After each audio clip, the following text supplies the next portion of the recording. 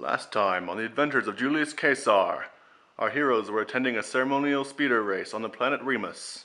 Captain Quasar had asked Lieutenant Commander Antonius to give his wife a local herb that will enable her to have children, when suddenly, a Riemann telepath warns Captain to be cautious in the days ahead, and Commander Brutus watches on. Commander, are you going to watch the race? No, Cassius. I fear it does not interest me. Oh, why is that? I've never been for speeders like Antonius. Never mind me, you've got a ship to run. Commander, I don't mean to pry, but you seem to be less good-natured toward me than usual. You've kept your distance from me, and I'm a little hurt, a friend that has not failed you. Forgive me if I seem defensive, but I've got a bad feeling about all of this, but I shouldn't trouble my fellow officers. I apologize. I misunderstood.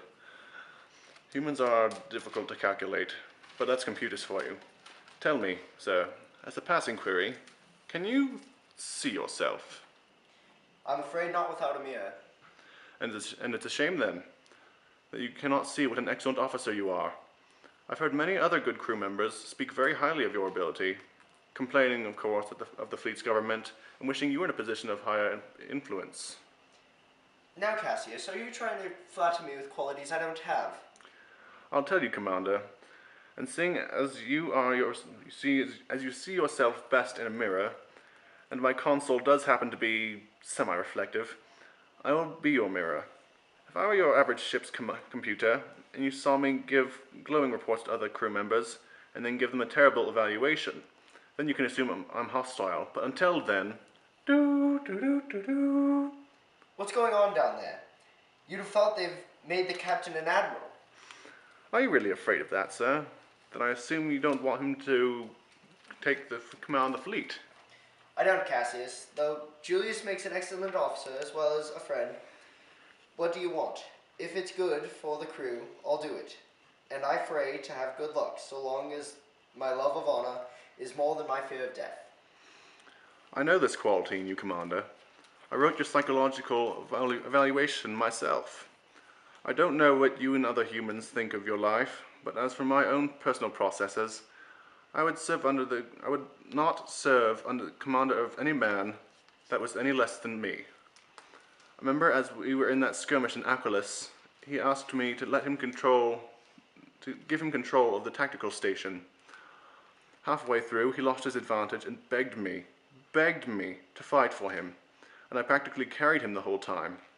And is this the man we look to for leadership? He groans like a child when he's ill, just like a common man. More shouting? The captain couldn't have earned any more awards. I thought he'd already earned them all. We just follow that man blindly to our own dishonorable deaths as we follow him. Brutok and Quasar. What's so special about Quasar that his name must be proclaimed more than yours? They're equal whether you pronounce, spell, or even weigh them. I have no doubt that you support me and beginning to understand what you want from me. What I think of this, I'll tell you later. I'll listen patiently to whatever else you have to say. Now this, though, I would rather be a farmer on Mars than be a crude man here under the difficulty where we are likely to go through. I'm glad my feeble robotic words got this much of a reaction from you. Captain on deck! What's up, guys? Antonius! Sir? I want everyone on the bridge to look as if they sit in the lap of luxury. Cassius has arted odd lately, which isn't much to say for a computer, but nonetheless, he could be dangerous. Don't worry about it, sir. He's just a machine. I'll have a maintenance team check on him, though. He's just like another crew member with a good disposition. I'm personally not afraid of him, but if it were possible, for me to fear anyone, it would be Cassius. He's cunning, spent most of his time analyzing the crew, and he's not one to be content with people being in more power than he. I'm only telling you what should be feared, not what I fear. After all, I am the captain. Yes, Commander. What is it? What happened today that put the captain in such a mood? You were with him, weren't you? Yes, I'm just asking the question to bother you. No, Cascon. I wasn't with him. What happened? He was offered the Admiral's badge, but he refused it. But the crowd cheered 3 times. What were the other 2? He was offered it 3 times, but he refused all offers. Who offered the badge? It was Lieutenant Antonius. Tell me, what happened? It was silly, so I barely paid any attention. The captain was offered the badge, and each time it came to him, he seemed more reluctant to push it away. Everybody made so much noise, and the smell of the Reeman's breath it was astonishing. The captain nearly fainted because of it, and I would have laughed at it myself, but, you know, that I would have risked inhaling the air myself. Wait, hold on. Did you say the captain fainted? In the marketplace, yes. That seems likely. He has epilepsy, doesn't he? No, he doesn't. But the 3 of us have fallen. I'm not sure what you mean by that, Cassius. But it was just like watching a play with the crowd hissing or applauding according to whether the captain pleased them or not. What did he say when he came to? He said to the crowd if he'd done anything wrong, it was all because of his sickness. The crowd forgave him with all their hearts, but never mind them. They would have forgiven him if he threw their mothers out of the airlock.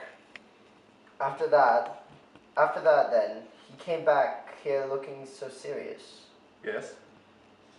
Did Ensign Cicerus say anything? Yes, he said something in Klingon. And what was it?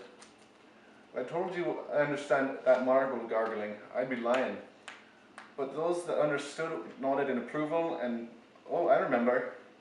And Ensigns Morel and Avius have been reprimanded for taking down posters supporting the captain. Will you have dinner with my family tonight, Lieutenant? I'm afraid I can't. I have other commitments. Tomorrow then? Yes, if I'm still alive, and you're still saying your dinner is anything worth eating. Of course it is. Portia's making it. I'll tell her we're expecting you. Very well then, I'll see you both later. He's not as shy as he is in the academy, unfortunately. He just puts on a show of stupidity so people listen to him. His speech is a little rough, but what he says is intelligent. Of course, that's how it is. Well, I've got to go. Contact me if you need me. I'll do so. Until then, consider the well-being of the ship. Well, Brutus, you are noble, but not invincible. If we switched places, I wouldn't have let you influence me, but I suppose that's why I run the ship and not you. Tonight I'll send him transmissions from anonymous members of the crew, all testifying against the captain. He'd better brace himself, for we will either take him from the captain's chair, or he will suffer worse than he has ever known. Next time on the adventures of Captain Julius Quasar. I will not grant clemency to those in exile.